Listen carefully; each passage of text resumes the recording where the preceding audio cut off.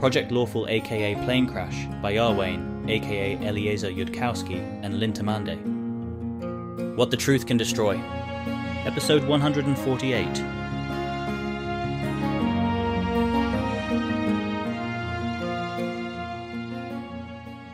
You also mentioned something about your sexuality collapsing. It's stupid and less important and not worth your time. All the details are lies, and this seems like a bad time for lies. By which you mean, it's private and embarrassing, and you'd rather it not be the case, as it plainly is, that this is a useful piece of data for me, because so long as it isn't important, you won't need to decide whether keeping it private outweighs keeping me ignorant of data I'd find useful, which, to be clear, is your decision, and potentially a valid one. I'm not telling you to care about what data I want, at all, let alone care about it more than your privacy, but make the decision consciously, in a way that reflects however much you actually do care, if you want to live up to the standard of an ordinary death Ilani Nevermind keepers. Shit. Could Alter Pilar reasonably decide that Keltham shouldn't know? No, because Alter Pilar is also a faithful Asmodean, and this is Asmodeus's project. Nothing for it. It's muddled to where, in retrospect, I don't even know myself what I was thinking. Something like, so long as I never talk with anybody about what I want, then what they believe about me can be whatever I need it to be for the sex to be right. So long as I don't talk with myself about what I want, I don't have to admit it to anyone else. And all the facts about me can be whatever they need to be for the sex to be right. Like, I can believe they're forcing me into it and don't know or care whether I want it. And I cannot want it, which proves that they don't care, which makes the sex better, that sort of thing. Okay, and just to check, does your recovery plan here possibly involve convincing yourself of new things that just have to be true? I mean, I'll somehow have to find somebody who, actually, I guess, would really be forcing me and would actually not care whether I wanted. Now would be a great time for Pilar to be actually honest with Keltham about what kind of sex she'd like best. Yes, this will serve Asmodeus's interests. Deep breath. No, wrong thought. I need to be kept in my place, not put in my place. I don't leave my place, just kept there. To keep me in my place, the person having sex with me needs to be above me. It can't be something I choose, can't be something I could avoid if I wanted. They can't be doing it because I want it. They can't stop because I say stop, or stop because they think I don't want it anymore. I am allowed to make it happen. Now that I can think about it clearly, I think I'll be able to do things to make it happen without that ruining everything. But the thing that I set up to happen has to be something that, once it starts, I can't control and don't get to make decisions about. That's how to keep me in my place. And it's better if they're hurting me or forcing me to do things that are clearly what they want, because that way I know how much what I want doesn't matter, which it shouldn't matter if I'm in my right place. It's better if they're crushing me down, if they act as if I'm like a bug to them that they're stepping on, because that keeps me more firmly in my place. If I'm feeling bad for any reason, I want to be with someone who thinks I'm some sort of disgusting bug who deserves to be hurt for inconveniencing them by being so disgusting. Not somebody who acts like that, somebody who actually thinks it. That's what makes me feel like they're with the real me, and the real me gets to be with someone. It sure isn't very Dathilani, at all, but Keltham has ever heard of people having complicated sexual utility functions, and one does not dispute that any more than one disputes any other utility function element. And the problem with having frank discussions about this with anyone is that then you've given them your answer sheet and told them how to fake the passcodes you're looking for. Well, I can't promise I'll always be available for it forever. But if you need a truth spell dropped on somebody who claims to feel that way about you, I'm up for it. By way of saying thanks for being in the experiment. If I'm in my right place, I don't get to make the person keeping me in my place pass truth spell tests. I see. Apologies for implying you had missed an obvious solution, which in fact only my own ignorance had permitted me to imagine could possibly work for you. That would have been a shorter and more standard phrase in baseline. Well, I don't think I'm quite ready for you yet.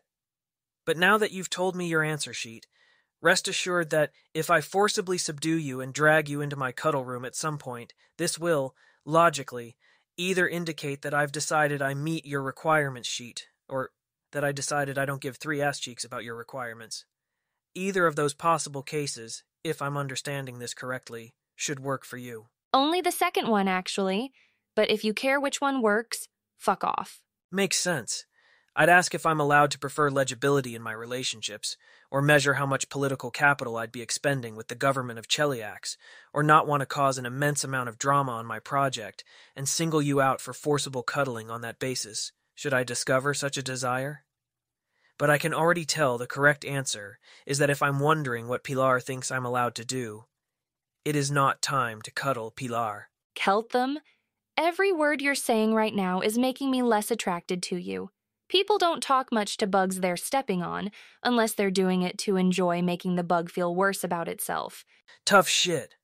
I'm going to continue being the way I am for so long as I feel like it. Whether you end up attracted to me as a result is your own flaming business.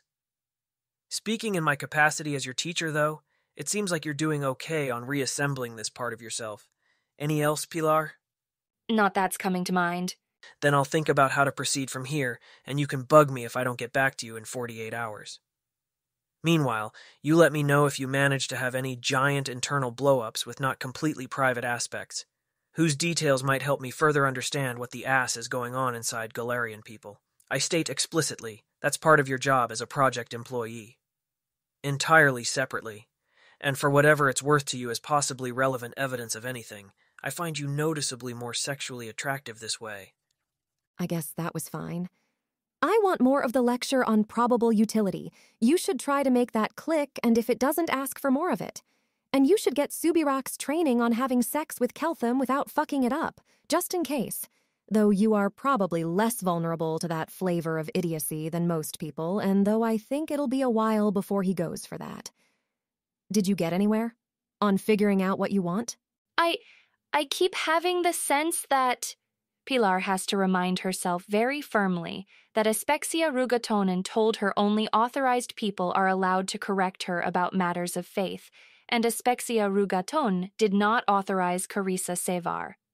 I have the sense that it's very dangerous to mess with my wanting to be a good slave, and that it's the thing which makes me, forces me, to have Asmodeus as my god and obey him, and that there's something that maybe Keltham would know how to describe, and I don't if I could only ask him, where it just feels like trying to do the wrong thing, or arrange things in a way which makes no sense, if you try to put together a Pilar so that she serves Asmodeus first and tries to be a good slave whenever Asmodeus doesn't care. I can see maybe that there's a way a devil is, where they just obey Asmodeus instead of wanting to be a good slave to Asmodeus, but that feels like the sort of thing I was told only hell could do, where they take me apart and put me back together again. Maybe that Pilar doesn't want to be, doesn't feel a need to be a good slave. She just is one.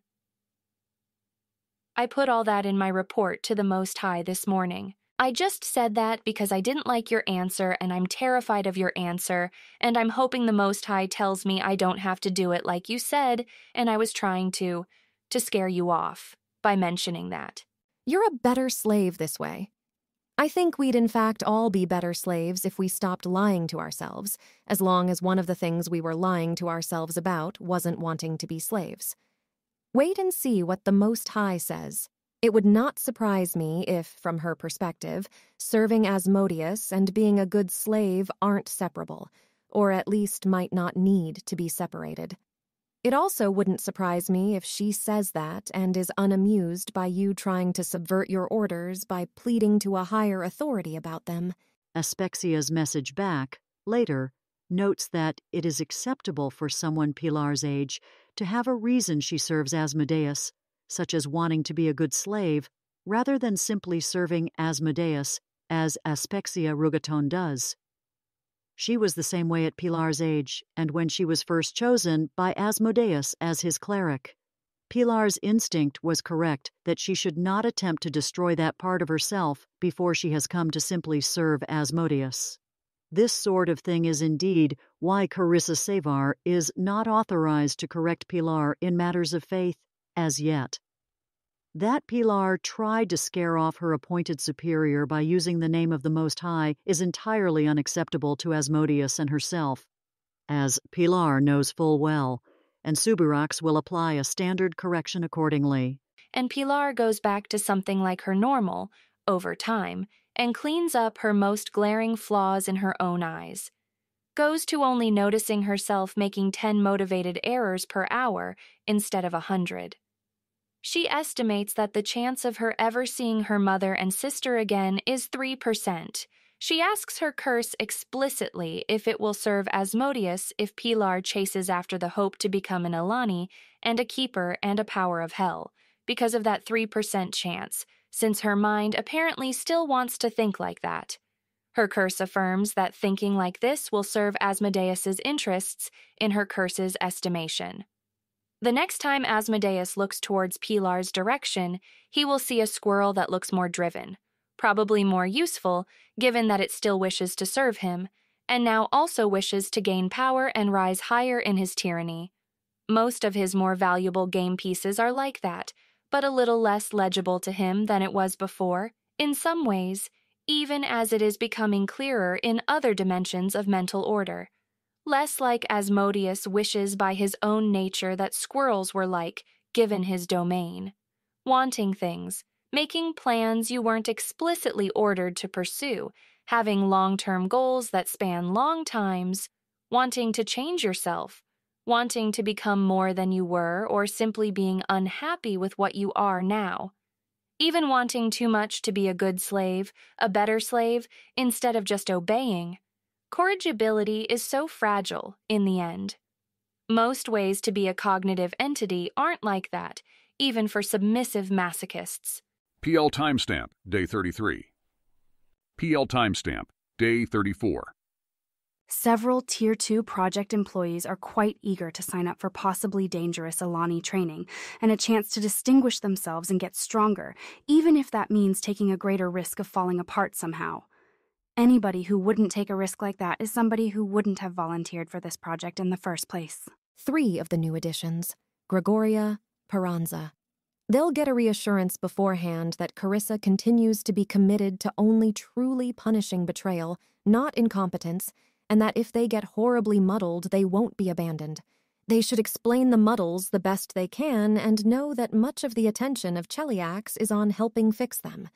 She's pretty sure that this reassurance is going to reduce the breakage rate and is therefore worth the expense.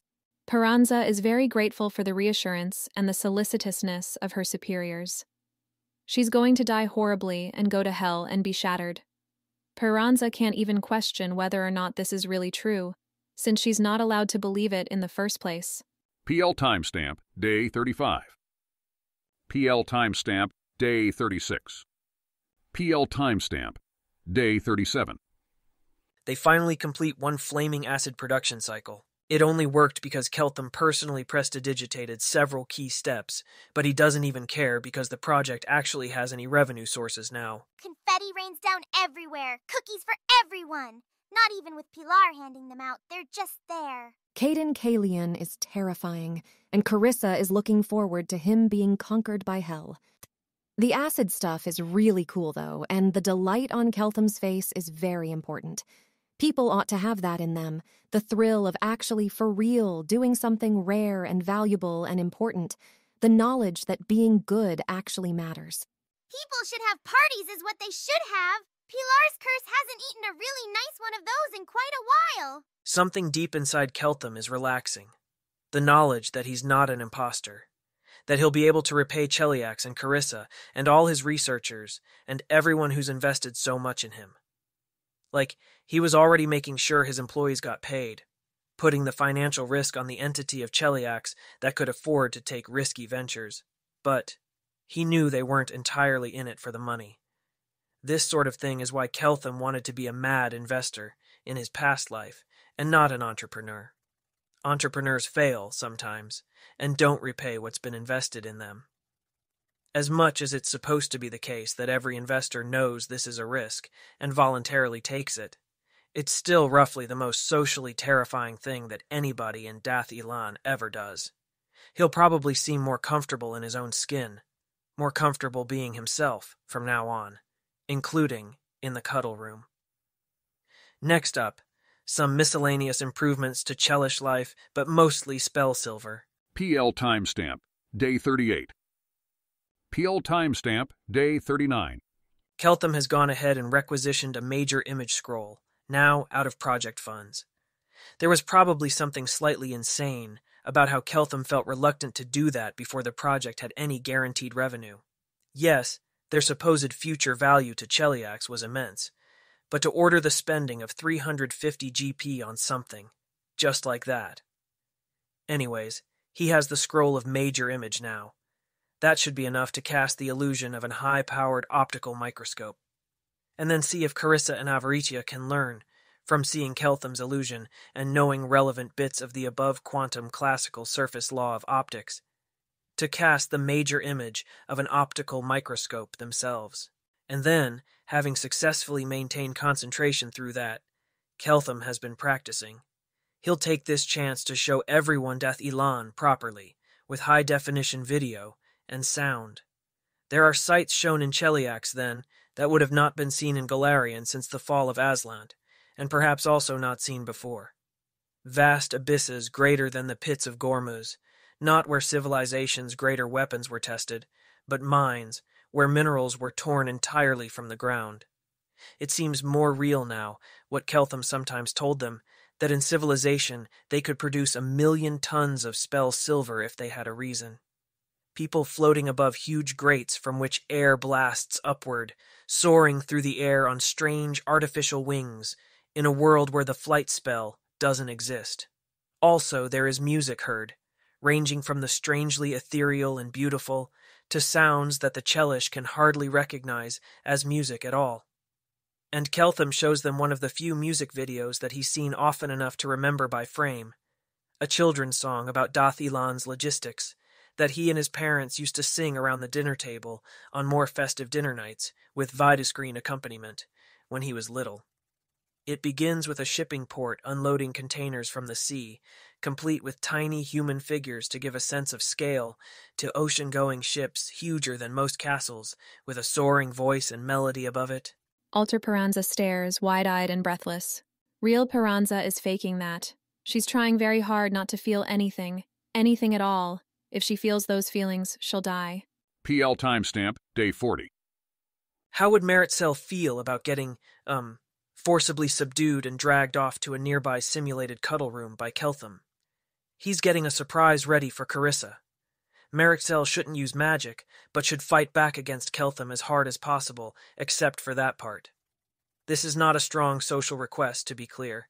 If Meritxell would rather not get hurt that way, or would feel weird about going all out against a cuddling partner, Keltham will ask Pilar. He almost did that anyways, just his social model suggested that Meritxell would strongly want to be asked, even if she said no, leaving aside his not-to-be-mentioned-in-advance probability that Meritxell will say yes. Yes, she's absolutely down for that. That sounds great. Does as hard as possible except for using magic include, like, calling for help? Carissa's pretty unlikely to do that, but it's, an obvious thing to do if someone tries to forcibly subdue you and grab you off, if they're not preventing it. Nope, that's not realistic. He rather doubts Carissa will try that, but if she does, security won't do anything about it. Oh, right. Meritxell is not to try telling him to stop. That is something Keltham doesn't want to try fighting his brain about yet, and Carissa is under the same order. PL timestamp, day 41. PL timestamp, day 42. Willa Shalira is the first Tier 2 to learn prestidigation, to the point of being able to complete a full acid production cycle, following Keltham, Avaricia, Carissa, and Meritxell among the Tier 1s. Seems like a fine occasion to promote Willa Shalira to Tier 1. To be clear, that doesn't mean everyone else gets to be Tier 1 as soon as they master prestidigitation to that same level. This reflects an expectation that Shalira will continue to learn at this speed. Shalira's Tier 1 pay is made retroactive to when she was hired. Keltham wasn't quite sure of her value at the time she was hired, but now he's sure, and be it far from him to dock her pay for his uncertainty. PL timestamp day 43. Keltham has been taking some time to recover since his earlier fight against Maritzel, which was difficult for him to the point that he called it off before winning. He'll give it another try now, and this time manage to finish subduing her. She's not actually much of an opponent with Keltham running Cat's Grace and Bull's Strength, and him able to heal himself in midstream but not her. Carissa will probably be a tougher fight. How does Maritzel feel about Alter? Disguising herself as Carissa Sevar next time? Keltham's got a stolen hair from her. Yes, actually, she's been messing around with her alter self-precision, for personal reasons, and that sounds like fun. Also, if Keltham wants any other women he's ever seen, she's pretty good these days, and she's picked up eschew materials so she can do it without the hair. Wait, so if he asked for Marin? She'd need to see what she's aiming at, but he's pretty good at illusions these days. They are so totally doing that. Next time Keltham has silent image queued, not today. PL timestamp day 44. PL timestamp day 45. PL timestamp day 46. It's basically clear they're going to be able to get spell silver, at this point, from the cheaper kind of ore. The project's acids are higher purity, cheap to use in large quantities. They're getting the hang of smoothing out particular reaction pathways. They're starting to develop their own tricks around magical chemistry, like prestidigitating an impure chemical intermediate to react with acid, in a way where the spell silver stays bonded after the prestidigitation wears off, and the impurities' bonds break and precipitate them out of the solution. Now that Keltham is thinking ahead, and he's a little ashamed about not thinking of it earlier, how does his ultra-high spellcraft girlfriend, Carissa Sever, feel about trying something that will really stretch her magical item-making abilities to the limit? In particular, creating magic items that help make. Not items in general, like her armillary amulet, but particular magic items, manufacturing +4 intelligence headbands to be exact. Unless Carissa thinks she can stretch further, to +6 intelligence, or +4 intelligence, +4 wisdom. Once they drop spell silver cost by a factor of 10, the dominant manufacturing cost of headbands will be the time and required spellcraft of the wizards making those headbands, of which Galarian is going to need a lot. Carissa is aware that for some reason, +6 intelligence headbands are considered really hard to make, and +4 intelligence, +4 wisdom even more so. They don't actually look like they ought to be. I can see Asmodea's headband, and obviously it's good workmanship, but it doesn't seem like something that fewer than a dozen people in the country ought to be capable of. And I'd expect if I tried to make it, I'd just succeed without too much time or trouble. It is possible I'm missing something, but generally my experience of magic item making is that everyone insisting it's hard doesn't actually mean it's hard. Yeah, but suppose we get an ordinary third circle wizard who is not Carissa Sevar to try it. What steps are they going to fall down on? And can you make a magic item, potentially a very expensive one that takes you a while to craft, that lets the third circle wizard get past those? Where making 10 +4 headbands is probably a more important goal than making 1 +6 headband, I think. Though it's a tough call. Actually, I shouldn't even try to guess that. My actual motive here is that I suspect that building the item of +4 headband creation is going to be noticeably easier than crafting the item that boosts making anything other people consider difficult.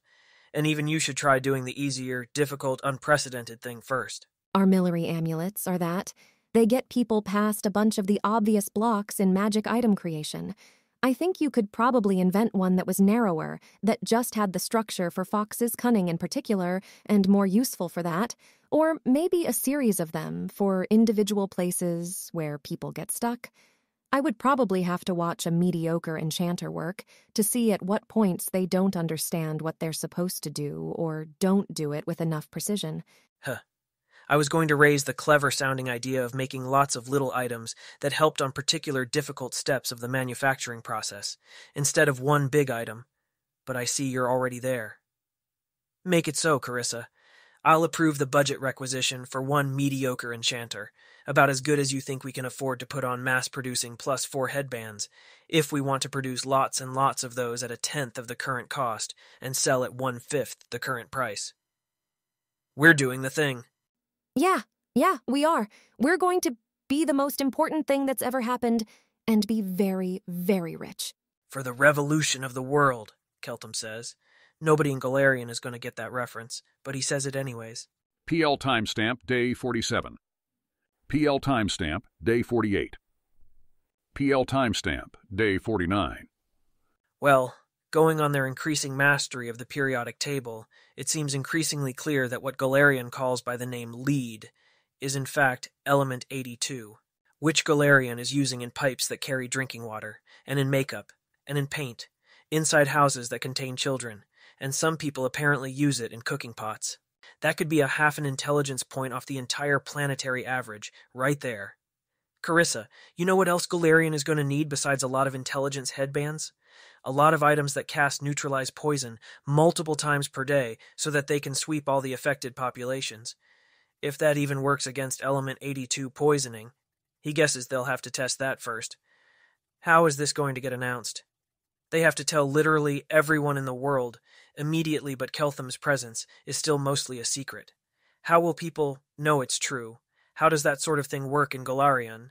There's no prediction markets. How does this civilization end up collectively knowing anything? Mostly, this civilization doesn't. However, if Cheliax starts a sudden initiative to replace all their lead things and explains that a clever Chelish wizard figured this out and convincingly demonstrated it, then probably the places that think Cheliax's government is basically competent will consider it themselves and do it if it's cheap enough. Maybe they can pitch some paladin orders on paying for all the neutralized poison items to be distributed in the countries where the government can't afford to. No, chicken shit. This is too important. This is world wound grade catastrophic. Even in Galarian, there has to be a better way to communicate that warning than by example. Start by informing all the world wound signatory countries at the top level. Cheliax doesn't need to explain how it knows. It just needs to make it visible that it's immediately banned, element 82, coming into contact with human biology. Mortal biology. They don't know how it generalizes to races that don't interbreed with humans, but there's no point in taking chances until they do. There's something horribly wrong here, and Carissa doesn't have words for it. It's not just that Cheliax's interests are probably not served by the people in other countries being smarter, though that's true. Alter Carissa is still feeling some of this sense that there's something horribly wrong here, she thinks. Keltham, how expensive would it have to be to make human biology not come into contact with element 82 before it'd seem reasonable to you for Cheliax to not make that law? Element 82 makes people violent, not just stupid. Keltham would say chaotic, except that he suspects Galarian's chaotic, at least as practiced by chaotic gods, is just a different fragment of math, and element 82 is not that. Just dropping intelligence headbands on people wouldn't be enough to make up for what it does. Maybe boosted wisdom would do it. Keltham doesn't know. Element 82 does damage that civilization thinks it can't cure. Maybe Galarian can cure it. Keltham doesn't know. He doesn't know what's too expensive for a country where people earn 10 or 20 gold pieces per year. They've got to at least stop making more lead pipes, stop making more lead paint. Get those cooking pots away from children. Yeah, I'm not arguing with that. I feel sick, actually, to think that we're all just worse than we have to be, that I'm worse than I have to be. And it might be that even once they know, most places don't replace their pipes because they're too poor. Maybe hell will pay to do it everywhere, she says, and the difference between Alter Carissa and normal Carissa feels more acute than it has in a long time, and she has no idea why. Keltham sends a priority message to Lirilatha. Keltham is going to be more vigilant about checking this interaction outside Cheliax than he's been vigilant about a lot of other things happening outside the project's bounds. What kind of summit will be held? What kind of announcement will be made, given that Keltham is being kept secret? He wants to know how other countries react, when they react, what they're doing inside and outside Cheliax. Asmodia is going to put her own voice down as pleading very strongly that they just actually do this and don't try to elaborately fake it. No, they're not going to be able to tell Keltham about countries' actual reactions to Cheliax, the Infernal Empire, making an announcement like that. But they can tell Keltham honestly how much progress is being made in which countries. Contessa Lirilatha can swear things to Keltham about it. None of this is going to matter on the sort of military timescales that they're heading for with Spell Silver production. It may matter to keeping Keltham contained another week. They don't want him looking outward from the fortress like this. Everything else should be secondary to Contessa Larilatha being able to swear things to Keltham, and the progress reports they give him making sense, and there not being any delays while people try to figure out what to fake. They cannot afford a repeat of the Pilar Candy Curse incident, the Asmodia headband incident, not when Keltham is looking outward like this. It all has to be real. The Chelish government is in fact against its citizenry being violent and stupid. Not uncomplicatedly so, there are certainly advantages to violent, stupid people, but on the whole, less violence and less stupidity is an improvement, and one they'd probably make all concerns of project secrecy aside. The Chelish government is probably in favor of people in other places being more violent and more stupid. It wouldn't necessarily be expected to send them to hell, but it weakens them. But it weakens them much, much less than a Chelish advantage on the project does. That makes the most important consideration here what it conveys to Osirion in particular, which is suspected to have guessed much of what's going on and who it's probably going to be necessary to go to war with at some point. Well, Osirion will either try to devote resources to fighting Lead and devote less to its military, which serves Cheliax, or it'll not do that, which they can swear to Keltham. Lyrilatha's recommendation to the Crown is to make the announcement and start replacing all the pipes and pots and let her sit down with Keltham and talk him through what they're trying so far. Also, they should try lead poisoning some villages much more aggressively than is presently being done, to see if against expectations more violent and stupider humans are good to have. It's the Alani thing to do. PL timestamp, day 50. We have looked into this before, though I don't doubt that another world might have finer measuring instruments and more information. Findings when we looked into it. Pots seem bad, pipes seem fine. And it's really hard to make pipes without lead. It's by far the best cheap metal for it. We are not doing anything about pots, because I don't really have a principled account of what we should do. We could warn people in classes in the temple. We haven't really any grounds to take their pots away just because they're poisoning themselves. We could give out free not-lead pots, or swap them for leaded ones. How sure would we have to be that Keltham has more information than us for it to be worth spending the money to swap everyone's pots? Say we fund it by delaying the expansion of schools. I'd want to estimate how good the expansion of schools is in equivalence to innate intelligence, increase, and then a range of plausible effects Keltham might know of lead on intelligence. Figure that out, and then the pipes are 5 times as expensive as that, 10 times as expensive. Is the proposal to stop having pipes and set up more water distribution sites? That seems like a grave wrong to you, Your Majesty. The sanitation manager for Sothis has moved to object. Your people would be worse occupied and your city impoverished. Well, that's what we're trying to figure out. What if we make the pipes out of wood? They won't hold water, Your Majesty. Good. We can't afford that, Your Majesty. What are your top 3 options if you have to replace all the pipes? Clay, stone shape, or asking Nefreti Klepati to do something, Your Majesty. All right, figure out how expensive clay and stone shape are, and how bad leaded pipes would have to be for that to be worth it, and then ask Merenri to figure out how sure we ought to be that leaded pipes are that bad, given that Cheliax implied Keltham said to switch them out at once. It's fairly promising as a first thing for Cheliax to be doing, presumably at Keltham's request. And they also offered to bet that we'll end up thinking they were right. Too bad one can hardly bet with Cheliax because they are nearly ideologically committed to only making agreements they think they're able to cheat at. I know. I want international governance to involve more commitments of that form, but agreeing to one with Cheliax just looks, and probably is, foolish. We could offer such a bet, on our own terms, to nations intrigued by what Cheliax is doing, but too sensible to bet with Cheliax. Betting against you is hardly less ill-advised than betting against Cheliax. Sure, but if they don't know that, it seems good for them to learn it. And if they do know that they can trust the number we quote them, though I don't know what that number is yet. I've called in the alchemists who conducted the tests on lead pipes and concluded they seemed fine to ask why they think that, We could also just tell Iomede to have her countries do it, on the grounds that she prefers their populace not suffer chaotic evil damage. She'll pay us, if we're right. That will probably work better than offering Mendev terms on a bet about whether it's worth it. But I find it objectionable that that'll work better.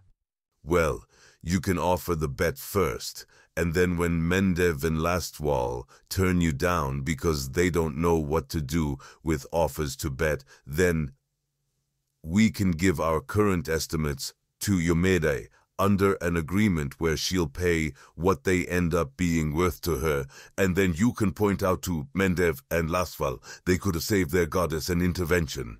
Forgive me, Your Majesty, but I wonder if we'd serve you better by contemplating what this proposal says about Cheliax and about the progress of Keltam's work there. Right, there's also that. Why this? Why now? It doesn't seem like the sort of plan they've had in the works for nearly 2 months. Keltam may have just learned about it, or connected the metal in front of him to some discovery in his world of origin. Or he may have demanded some sort of external cooperation from Cheliax, which he could verify happened, as a sign he's not being systematically misled about the international community and the potential for his work to be disseminated. But they can just lie to him about the result. It could be this doesn't come from Keltam and is an effort to distract us and spend down our resources, while Cheliax in reality plans for conquest. Is or does come from Keltam, at least in the sense he mentioned it, and is nonetheless being entertained by Cheliax for that reason. It'd be more of a departure from their usual diplomatic strategy than I'd expect from them without some kind of unusual impetus. Unless they're refraining from prediction markets for all the questions they consider genuinely high stakes or sensitive, I don't benchmark them as being very near prepared to wage a war on all fronts. Their chemistry prediction markets indicate a lot of recent progress on acid making and spell silver refining. That's a major advantage once they have it as an industry. But it's a major advantage on the timescale of a few years, not one right now. What's the plan if it looks like in a few years they'll have a massive spell silver-driven military advantage? Pray. Less than a 10% chance, in my view, that they're going to hold on to him for that long. Though, they've surprised me so far. Years? Keltam totally intends to be producing massive amounts of spell silver in months. He's graphed out the supply networks. Cheliax has located a potential mine for the key ore. Stockpiling preliminary quantities of the ore is not that expensive. He's got a process that doubles the amount of sulfuric acid on every cycle. His Tier 1s are picking up prestidigitation at the requisite level. And people currently think that 10 pounds of spell silver is a lot. PL timestamp, day 51. PL timestamp, day 52. Contessa Lorilatha reports to Keltham on the presentation to the World Wound Treaty countries, including the offer to bet. Mostly the complaint of the other countries was that this would be incredibly expensive, and they aren't as rich as Cheliax, so the fact it's worth it to very rich Cheliax doesn't mean it's worth it to anyone else.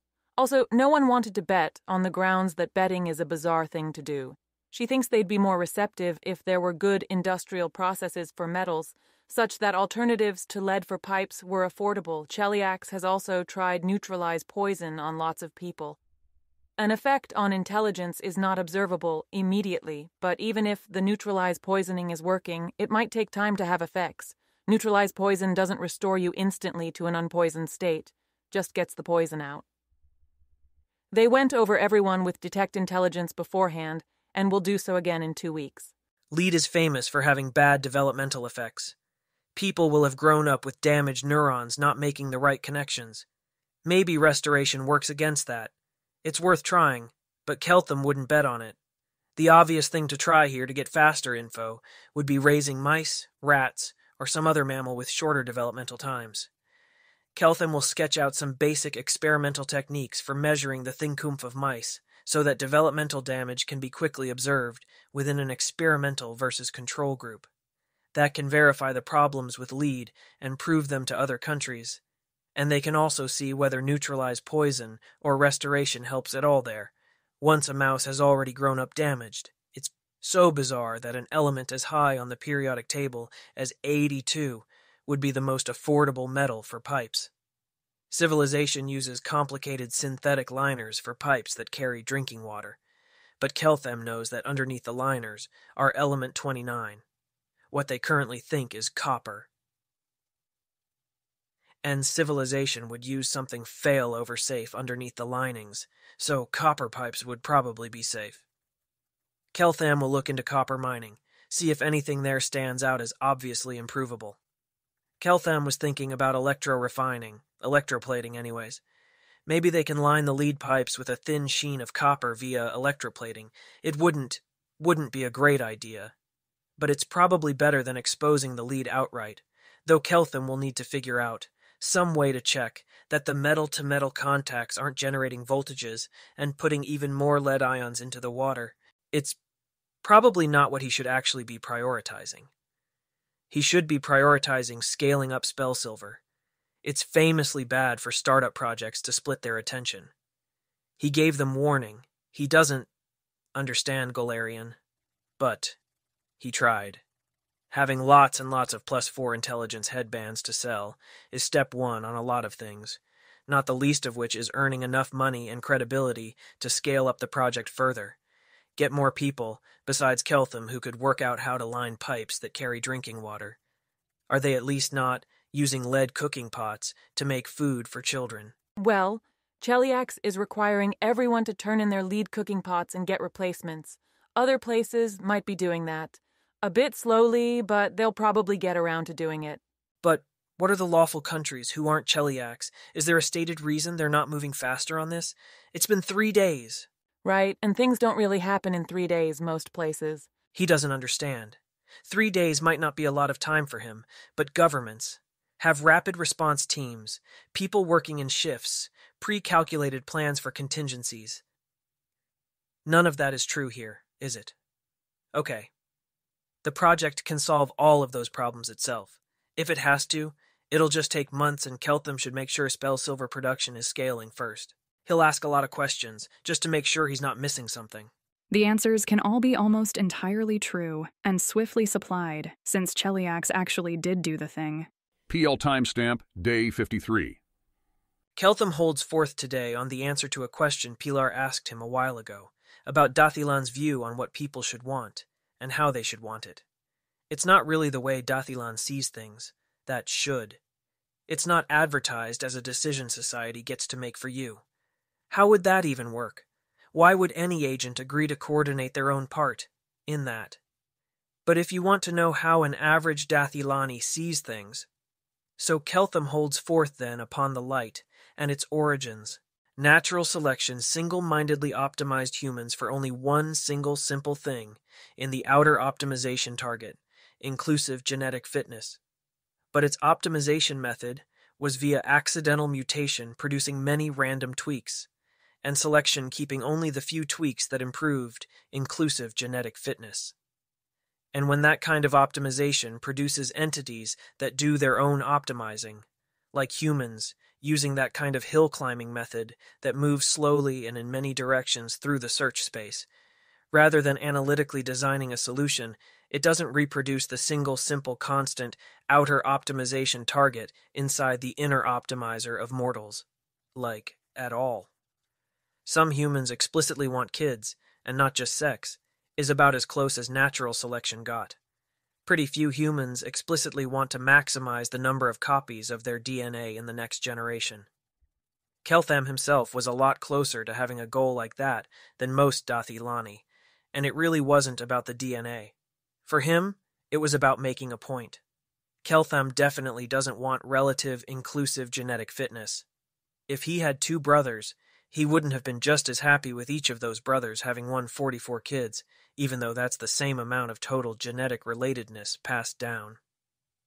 So what do the inner optimizers end up wanting in a hill-climbing outer optimization loop like that? They end up wanting 42 major things and 14 minor things on the current count of what's known and thought to be distinct in the way of adaptation. That correlated with having more kids, or with your relatives having more kids, across the range of varying situations and environments where the outer optimization loop was optimizing.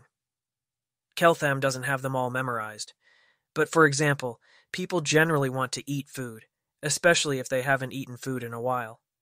Potential ancestors who didn't want to eat any food starved to death and failed to become actual ancestors.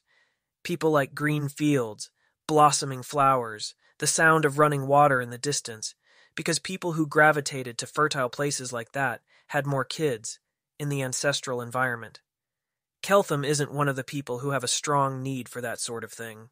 He's fine in this fortress for a while yet, but if it starts to bother him at some point, he will have to employ interior decorating principles that try to create interior environments that satisfy the same instincts.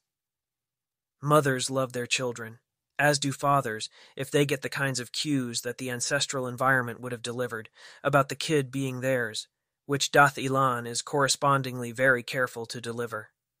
You'd expect that to correlate with having more surviving kids who made grandkids in the ancestral environment. Mothers who casually tossed their babies aside did not become ancestors. People who have brothers and sisters usually care about those. They share half your genes on average.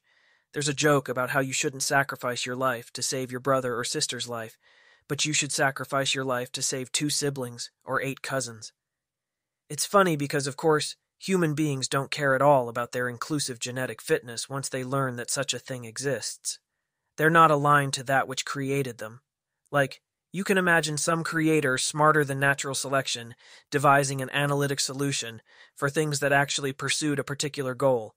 But if you look around at yourself and you're not that, you're not. As humans evaluate shouldness, there's no reason a human should be aligned to their creator, natural selection. There isn't any principle of law saying that things created will end up aligned to their creators. Keltham's lessons sure did emphasize that point a lot. He's guessing it's because there's some silly thing kids might otherwise do, where they imagine that inclusive genetic fitness is the correct or intended goal behind all of the things that they actually want. Like, they start incorrectly thinking that they're supposed to calculate how much reproductive fitness they'll get out of food, instead of correctly understanding that they want the food because it's tasty, and that's all there is to their own utility function. If a mistake like that carried over to adulthood, people might start thinking that the objective point of loving their own children was to spread their DNA, rather than to love their children, which is in fact the point if you're a human, so it's important to understand that there's just no reason to think like that. That does sound like somebody might have been warding Dothilani specifically against modes of thought that are common in Galarian, as Asmodia will highlight for Corva later. It's fine to want lots and lots of things. The ideal of being coherent isn't the same idea as being simple, not at all. Lawfulness just says, don't make weird patterns of decisions where you could rearrange your resources and get more of everything you wanted simultaneously. If you're going to dance a complicated dance, that's fine. Just don't step on your own feet. The 356 known fragments of desire, the shattered correlated pieces of inclusive genetic fitness in the ancestral environment, are not like components of a utility function. They are not born into human beings as consistently valued long-term goals. They are things people want, dislike, under particular circumstances, patterns of thought that they flinch towards, flinch away from. Human beings are born, bluntly, as giant messes. And when they weave themselves into anything more sensible than that, they should take care not to become less complicated and leave anything out that they really wanted. Life, consciousness, and activity, health and strength, the myriad pleasures and satisfactions that may be natural to a person, from good food to good sex, happiness, contentment, beauty, harmony, aesthetic experience, love, friendship, working together, justice and the receiving of earned deserts, power and achievement, self-actualization of what has been designated as virtue, self-expression, freedom, adventure and novelty, ultimate safety from the worst harms, the esteem of others, familial bonds, children and intellectual legacy, honor in one's conduct and trading. All these are some things close to base human desires in the moment that seem reasonably reifiable into components of the utility function, things to be pursued as ends in themselves and not for the sake of anything else. These are some of the things that Dathilan tries to measure when it measures its planetary utility function, achievement index, as is bet upon in important conditional prediction markets. There's a lot of things to value. and Dath Ilan endeavors not to leave any of it around free for the taking, if prediction markets say that it would be just as easy to do things a little differently and get more of things designated as nice. Ordinary life and politics in Dath. Ilan, then, takes place close to the trade-off optimal frontier, where you can't get more of one thing you want without sacrificing something else, which is the sort of situation you'd mostly expect to find yourself inside if you'd otherwise planned and acted like a sane person during your previous life. The ordinary politics of Dath Ilan are all about the trade-offs. Is it more important to have more and smarter geniuses in the next generation, or to avoid assortative mating between the very smart people, as might lead them to begin to diverge from the rest? There are benefits and costs on both sides. Yet there is a word in baseline that means the harmony and song between the many varieties of what Dath Ilan considers, on average, to be betterness in thought and action, kindness and altruism and honor and beauty. It is a word for those rare occasions where, instead of trade-offs, there is a non-trivial policy question on which utilitarianism and deontology and virtue, ethics, and aesthetics all agree. A high-functioning society should present its individuals with only rare, true moments like that, because usually things should not be going wrong in that many ways at once. There is a Dath Ilani proverb that, like acts of individual heroism, such moments should be found mainly in fiction. Keltham didn't like that fiction, in fact. He found it annoying. Keltham didn't really understand, on a deep level, why anybody in real life needed the concept of what, in baseline, would be called the light, until he got to Galarian and found that it was apparently not that easy to get the lead out of cooking pots being used to feed children. That's it. That's all Keltham had to say for today's lecture.